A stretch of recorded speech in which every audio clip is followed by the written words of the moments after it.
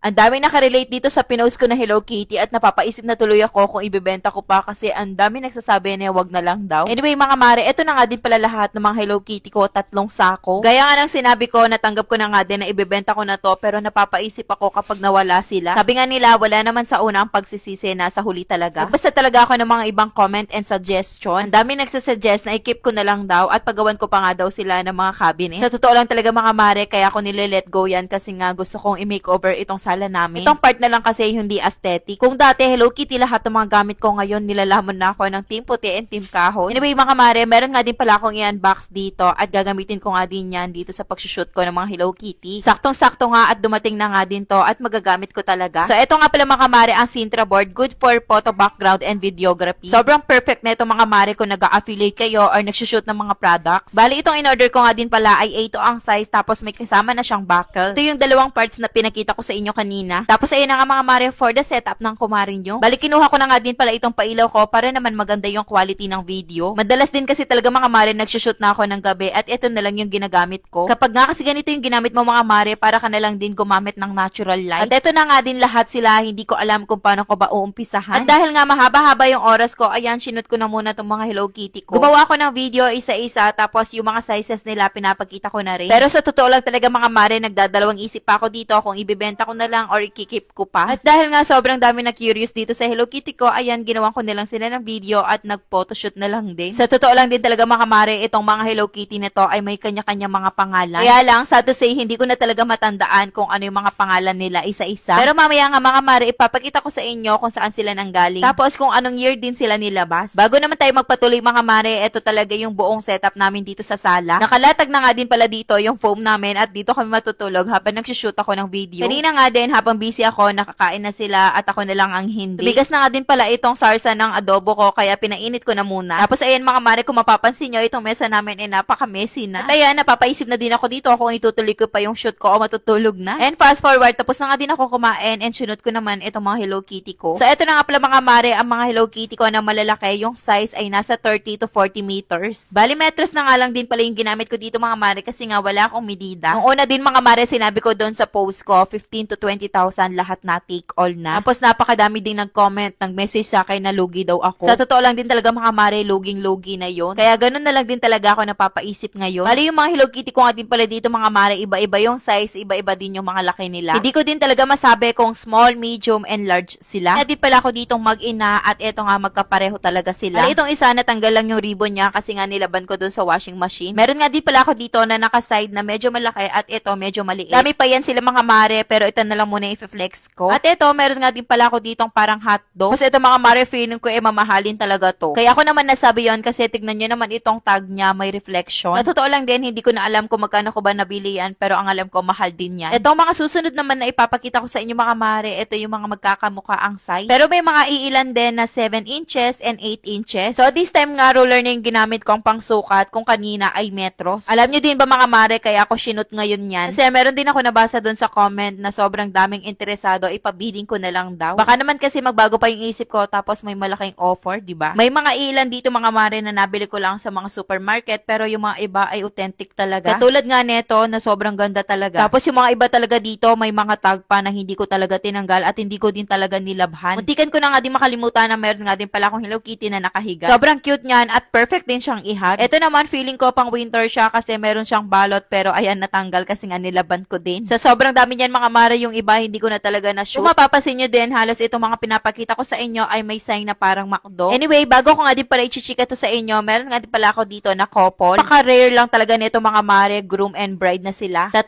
groom nga din pala yung available ko dito, tapos meron nga din pala ako dito ang flower girl. At itong mga susunod naman na ipapakita ko sa inyo mga mare, ito yung mga galing din sa McDo na traditional. Bali ni-release nga din pala nila yan ng 2001. May mga tag pa yan sila kung anong year sila nilabas. Kaya kung collection ka talaga nito mga mare, perfect na perfect talaga to. At ito nga yung ganito ko, 3 piraso. Well mga mare, ito mga susunod naman na ipapakita ko sa inyo ay mga 5 inches ang laki. Kung kanina nasa 7 to 8 inches, ito naman ay nasa 4 to 5 inches. Sobrang cute din talaga nito mga mare. Tapos yung mga iba din dito ay galing din sa mga McDo. May mga nahalo din pala dito na Melody pero kamag-anak din naman yan ni Hello Kitty. Susunod naman din na ipapakita ko sa inyo mga mare. Ito napakaganda. Meron siyang french fries sa likuran. Itong next naman na pang soccer pero may apple pie naman siya sa likuran. 2002 naman pala to ni-release. Ang susunod naman na ipapakita ko sa inyo mga mare ay galing pa din sa McDo, pero ang team naman nila ay parang pirate. Iba-iba yung costume, iba-iba yung kulay, tapos yung team pirata talaga. Sobrang na-amaze lang din talaga ako dito mga mare kasi yung iba ay 2001 pa. Biruin nyo yon, 24 years na. Pero ito naman pala mga mare ay 2014 naman ni-release. At ito ang maliliit naman mga mare, parang keychain lang din ang peg. Nilagay ko nga din pala yan noon doon sa Christmas tree namin. As in talaga mga mare, pati yung Christmas tree namin hindi nakatakas. Hello Kitty ang laman. Yung iba dyan galing pa din naman sa McDo, may 2008, may 2010, and 2014. And after ko naman mag-shoot mga mare, hindi pa nga din talaga natatapos dyan kasi nga tambak na naman to at ilalagay ko na lang muna sa sako. So paano ba mga mare, hanggang dito na lang muna, bukas ulit.